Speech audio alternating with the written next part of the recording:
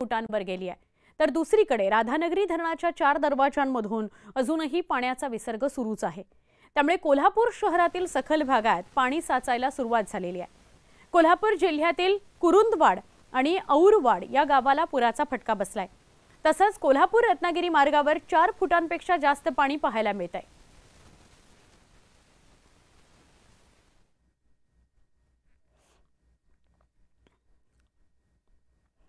तर सांगलीमध्ये कृष्णा नदीच्या पाणी पातळीत वाढ झालेली आहे। कृष्णा नदीच्या पुराचं पाणी शहरातल्या पूरपट्ट्यातील भागांमध्ये शिरलंय।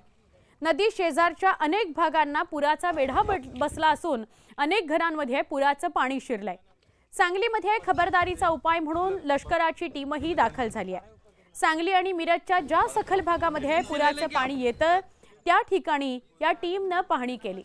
कृष्णा नदीचं पाणी सखल भागात शिरल्याने जवळपास 1,500 व्यक्तींचं आणि जनावरांचं स्थलांतर करण्यात आलं।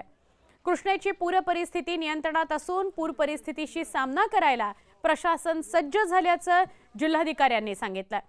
पावसाचा जोर मात्र आता काहीसा ओसरलाय, त्यामुळे कृष्णा नदीच्या पाणी पातळीत होणारी वाढ देखील संथ गतीने सुरू आहे। कोयना धरणातून सुरू असलेल्या विसर्गामुळे थोड्या प्रमाणात वाढ होण्याची शक्यता आहे। पूर ओसरला असला तरी संकट मात्र कायम आहे।